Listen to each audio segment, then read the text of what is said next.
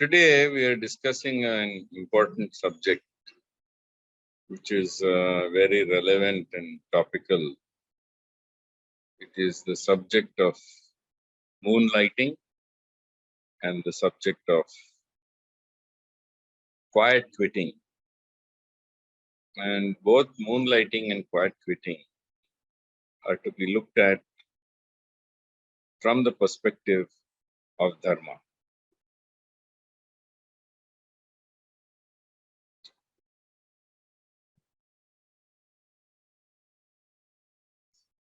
So, first and foremost, people often ask this question. In fact, I was asked this question. That is moonlighting dharmic? What does the Bhagavad Geeta say about moonlighting? What does Bhagwat Geeta say which can be applied to the idea of quiet quitting?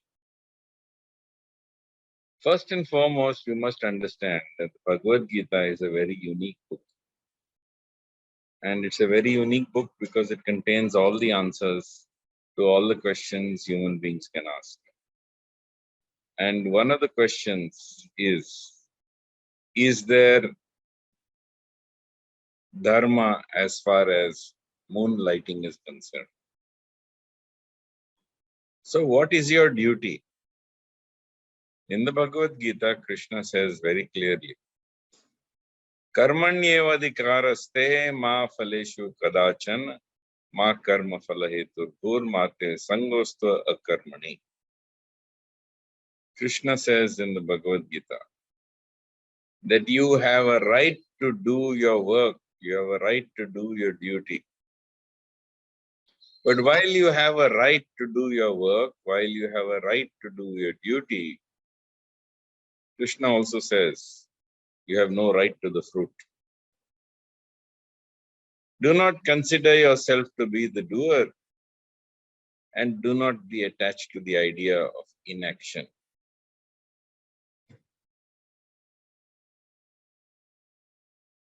So work is integral. Work and the performance of one's duty is the core. It is the backbone. It is the essential practice prescribed in the Bhagavad Gita. That whatever are your duties, they must be performed.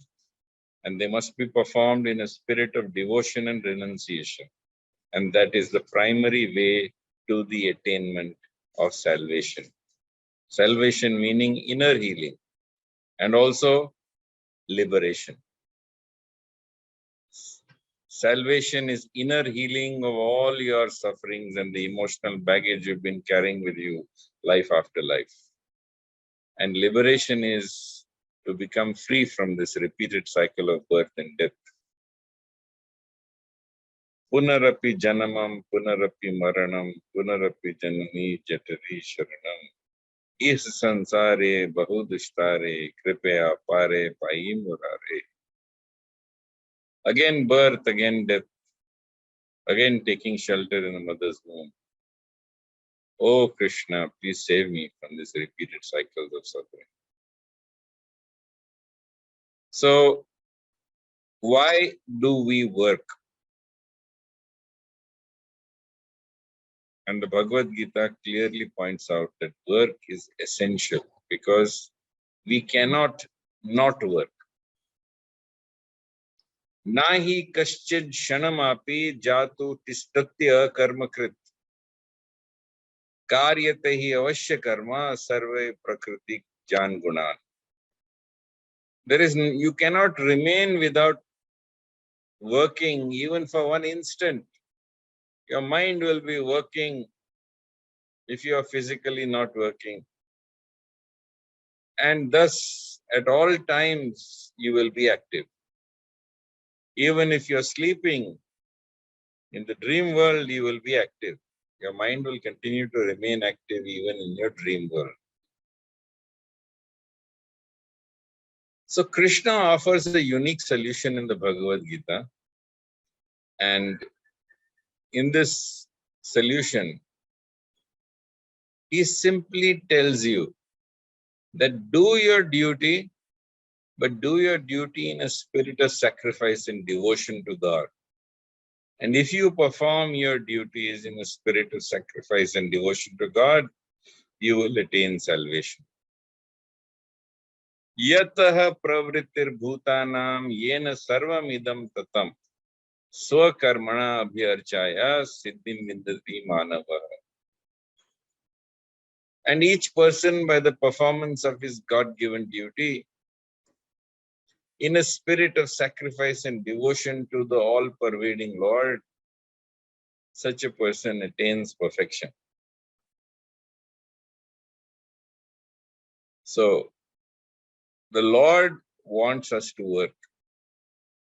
Who is there who can tell us not to work? We have, of course, the example of the Pandavas. The Pandavas were restricted from performing their Swadharma. They are Kshatriyas. They were born to rule. They were born to protect. And yet, the Kauravas prevented them from performing their Swadharma. And when Krishna asked the Kauravas, in order to avoid the conflict of the war of the Kurukshetra, Krishna asked Duryodhana that why don't you give each of these Pandavas one village so that they can function according to their Swadharma? Because it is through the performance of their Swadharma that they will attain union with God. That is their spiritual duty. So Duryodhana said, I will not give them not even as much land as exists on the head of a pin. That much dust I will not give them. And not only that, he said that my job is to kill them, to destroy them. So under these circumstances, you can understand that the war of Kurukshetra was not really a war between Kauravas and Pandavas, or rather Pandavas fighting Kauravas because they wanted a kingdom out of greed. They were seeking only to do their Swadharma. They were seeking only to do their duty. And it is through the performance of one's duty that one attains union with God. And therefore, they were prevented from their spiritual rights, and they were fighting for their spiritual duty, which was to do their Swadharma. Now, people often say that, well, if doing my duty, doing my work is my responsibility, I want to keep on working. Who is there to stop me? My employer may keep me for a certain number of hours every day, but thereafter my time is my own. And why can I not work outside my regular working hours? For that is what moonlighting is. That when there is sunlight, you do your job, and when it is moonlight and sunlight is over, so your job is over, you moonlight and you take another job, a second job, and you work at that second job. So which is correct? Is it correct that you should cease your work when the day is done? Or is it that since work is your worship, why not continue to work as worship through the day and the night? Why one job and two jobs? Take up 10 jobs or as many as you can. So I would like to caution people who are having that mindset that really the conflict of moonlighting is not really a conflict in terms of work. It is a conflict of dharma. A conflict of dharma means if you are a soldier like Arjuna while fighting for the Pandavas, can Arjuna as a Pandava suddenly moonlight on behalf of the Kauravas? Can he leave the army that he is fighting for and then go on to the opposite side and then fight on that side also? Because after all, he's a Kshatriya. So that's his Swadharma. Of course not. Because in the larger context of Dharma, one has to follow certain basic norms. And these basic norms of ethics, of morals, these norms of loyalty, the norms of honesty, the norms of transparency, the norms of not working for the other side, not working for the enemy. All of these are automatically transgressed when you work for the opposite side. And in the current context, when people are being sacked, they are being sacked because, one, they have given an oath of loyalty, an oath of fealty, oath wherein they have sworn that I hereby accept this employment where I will not take any other job, especially with that of a competitor. And then if you leave the job where you're working, you leave the Pandavas and then start working for the Kauravas, how does that sound? Unethical, immoral, in every way reprehensible. Therefore, it's very important to understand that working for the opposite side in direct contravention of a contract which you have signed in good faith is certainly not dharma. It is adharma. It is against the principles of religion. It is against the principles of ethics and morality. And certainly no one would look kindly upon such an act.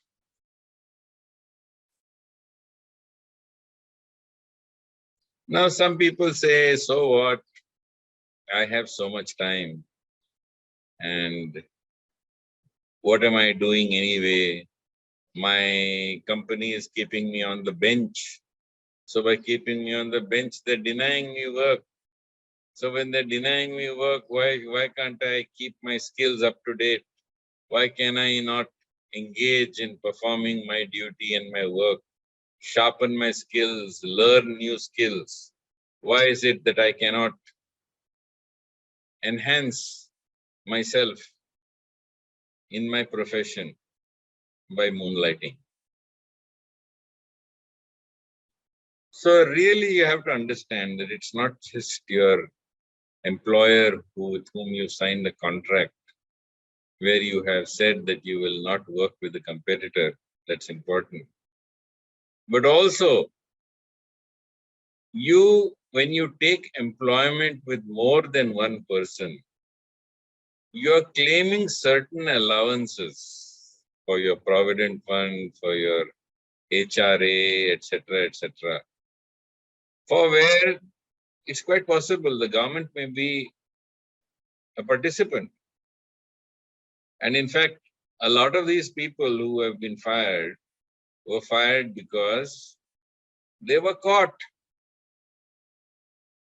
by the government, which has a database which identified that they were working in more than one place, that they were, claiming benefits in more than one place.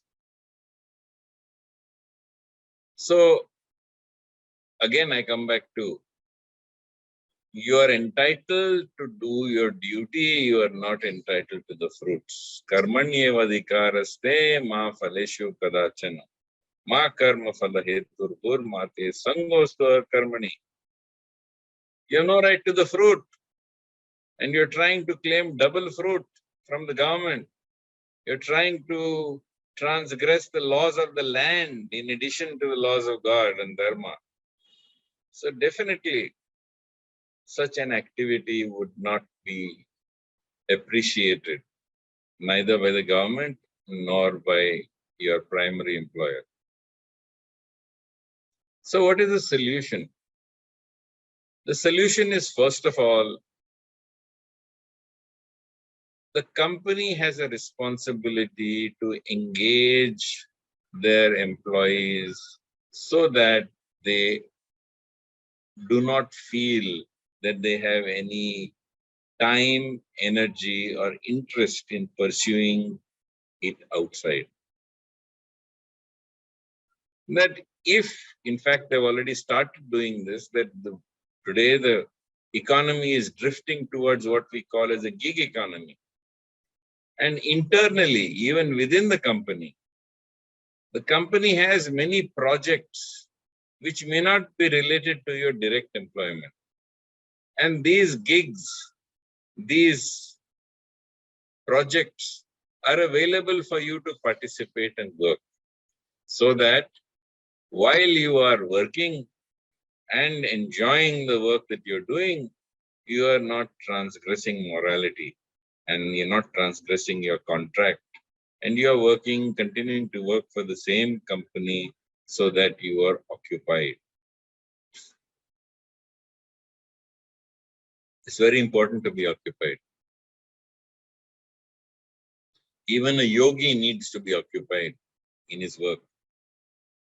In the Bhagawad Geeta, Krishna says, Kayena manasa buddhaya kevalair indriyarapi yogina karma kurvanti sangam tyaktva atma shuddhaye. With your body, with your mind, with your intelligence, with your limbs and with your senses, even yogis engage in doing work. For what? For the purification of their soul. So work is a must. Work must be done for the purification of the soul. But the employer on his side should see that the people are engaged and not left idle. For idle mind is a devil's workshop. And people who desire to work are not desperate to work. At the same time, they don't want to give up their salary. And unfortunately, sinfully, they're tempted by the idea of earning double. So one is, you're entitled to work, but you're not entitled to the fruits.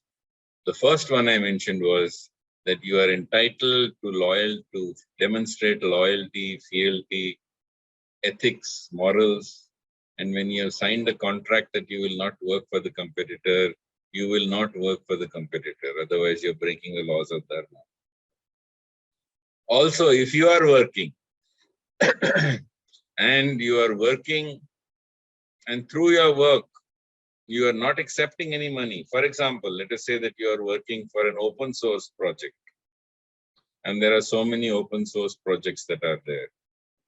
By working on an open source project, you are developing skills, you are acquiring skills. And although you are acquiring the skills and developing the skills, you are not getting paid for it. This is your contribution to the world. This is your contribution to society. This is the means by which you add value to the world. So the question is not of dual employment. The question is really of getting dually paid. So under these circumstances, you can understand that what we call as moonlighting might not be the best way to do it. Of course, there are companies that encourage moonlighting. For example, Swiggy is one of them. And in many countries, they actually encourage moonlighting because they believe moonlighting develops the skills and exposes the worker to a different set of challenges and opportunities to develop and grow. So that's great. If your company allows you to do moonlighting, that's wonderful. That's great. You do it with full transparency. But the important point I'm trying to illustrate to you is that don't do it so that you are, in fact, a traitor. Don't be a Pandava fighting for the Kauravas. That is not permissible. That is not dharma. Also, if you are going to work, make sure it is done with transparency and do it without seeking fruit. So this will also prevent you from breaking the laws, not only the laws of God, but also the laws of the land. This will also be prevented. So we come to the second subject, which is what is quiet quitting. So quiet quitting implies that the person who is working only as little as possible, just enough to hold on to their job. In all ways, emotionally, intellectually, that person has quit the job. But he is going through the motions and he is working in such a manner that he is somehow or the other holding on to his job. A man has quit, but yet not quit. So he is quit quietly. This is called quiet quitting. Essentially, from, in the language of your human resource department, the employee is not engaged. He is not engaged with his work. He is not engaged with his duties. He is, in fact, not there, even though he's there. So this is directly against the principles that Krishna teaches in the Bhagwat Geeta. Krishna points out very, very clearly that you are not supposed to be attached to inaction. Karmanyavadhikaraste ma phaleshu kadachan ma karma phala heturdur mate sangosto akarmani. Don't be attached to being inactive. So you have to be engaged in being active. So therefore, if you are not engaged in your work, you should somehow or the other, first and foremost, give your superiors, give your HR department an opportunity to find a place for you where you can be genuinely engaged in your work. And or find another job.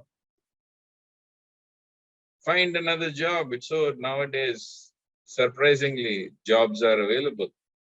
So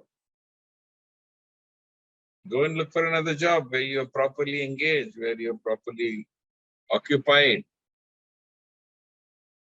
For those who are on the side of the company, if you're in the human resource department side, then you might do well to read this book, which is by Gallup.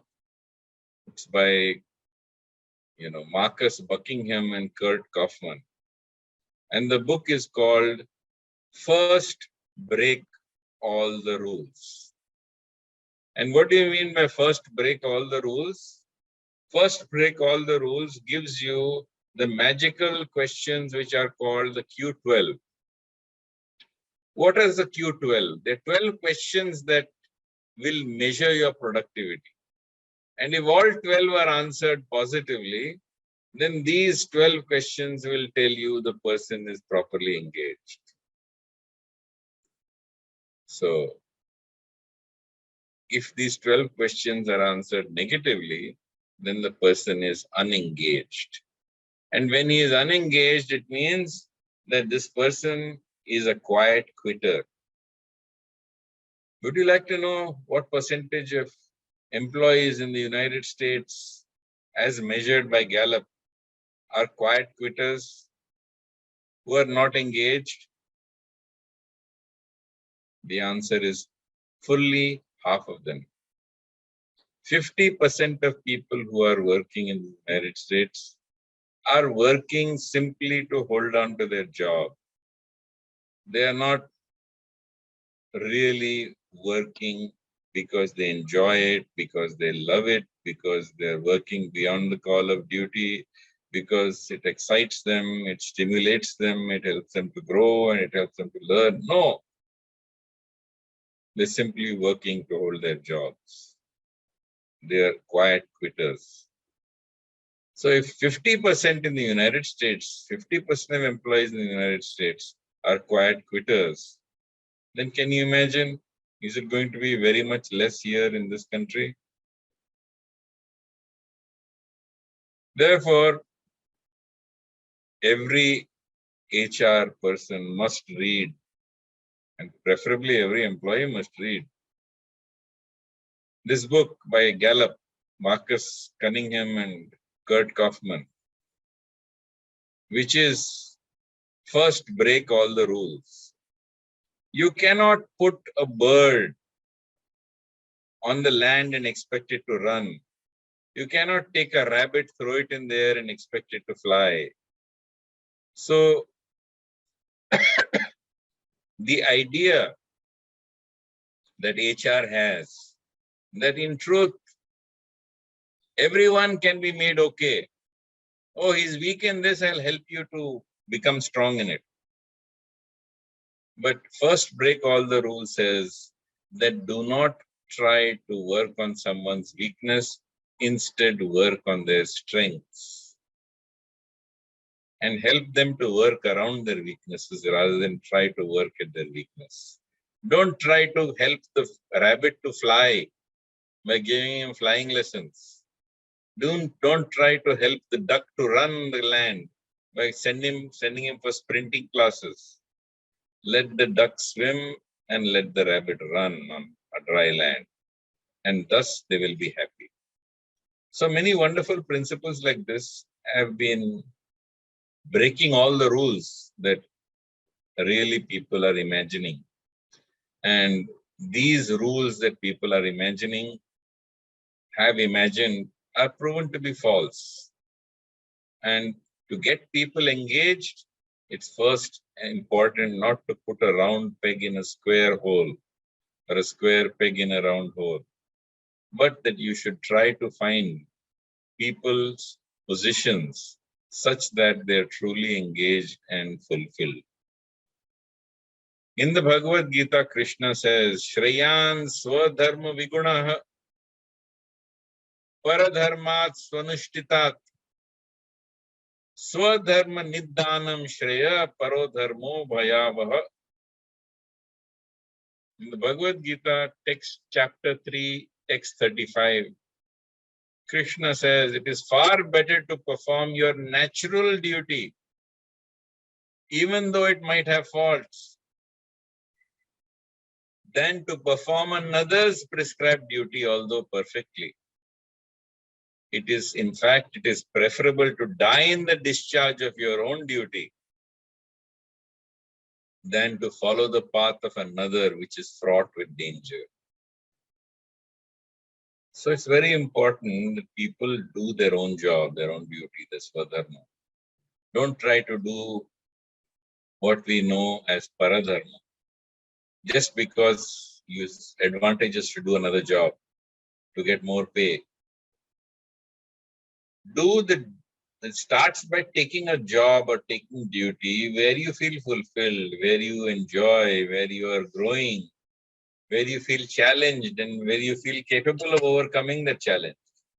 So that this task of overcoming challenges in your work becomes indeed joyful.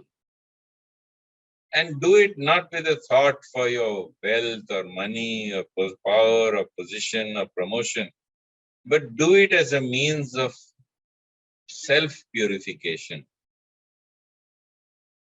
So this is very, very critical. In fact, also in the 18th chapter, 47th text, the Bhagavad Gita, Krishna says, Shreyan swadharmo viguna paradharmat swanushtitat swabhava niyatam karma kurvan napnoti kilbisham. It is better to do your own duty imperfectly than to do another person's duty perfectly. Through the performance of your duty, you cannot commit sin. This is very important. You may be a soldier and your duty may be to kill the enemy in front of you. You do not commit sin by killing your enemy on the battlefield. He is trying to kill you, you are trying to kill him. This is the battle. This is your swadharma. And there is no sin in that. So it's very important that one engages in one's duty. If you engage in your duty, then you will be truly engaged. You will be truly happy. You will be truly fulfilled. And not only will you be truly happy and truly fulfilled, you will not be a quiet quitter ever. And in fact, because you are doing your swadharma and not paradharma, you will not find the need to moonlight either. So with this, I conclude. If there's any questions, I'll be happy to take them. Good morning, sir. So I'll start with our first question. Sir, how can one improve their swadharma? As usually most people complain and criticize. What? So usually people complain and criticize. So how one can perform swadharma? Usually we do not are into our swadharma. Instead, we are into complaining and criticizing the others. Sorry. So stop complaining and criticizing and do your work. And do your work in a spirit of devotion and renunciation. Do your work as an offering to God. Om Tat Sat. Do your work as a flower offered at the feet of the Lord. And that will purify you and your work. Absolutely. So another question is, sir, we do not consider any work as a duty until it pays off. So why are we so concerned and differentiate the work types? Something which is paying off, we consider it as a job, but not the other responsibilities. See, I don't deny that you must be gainfully employed or you are gainfully occupied so that you are able to run your home, fulfill your family duties, your social duties. These are all essential. But what I'm simply saying is don't do it for the fruit. Do it in a spirit of sacrifice and devotion. And if you do it in a spirit of sacrifice and devotion, you will be fulfilled internally, purified internally, and also you will be successful. Absolutely, sir. So with that, moving to today's last question. So it's what makes people cheat or do adharma at very first place, especially when we know that there are right ways as well of doing things. Kama esha krodesha rajoguno samudbhava. See, it is desire, it is greed. All of these drive you onward towards cheating. And both desire and greed, which drive you on towards cheating, are born out of a sense of self, which is separate from the rest of the universe, which brings about a sense of selfishness, self-centeredness. So when we learn to perform our duties in a spirit of sacrifice and devotion to God, we remember God in a way so that we forget ourselves.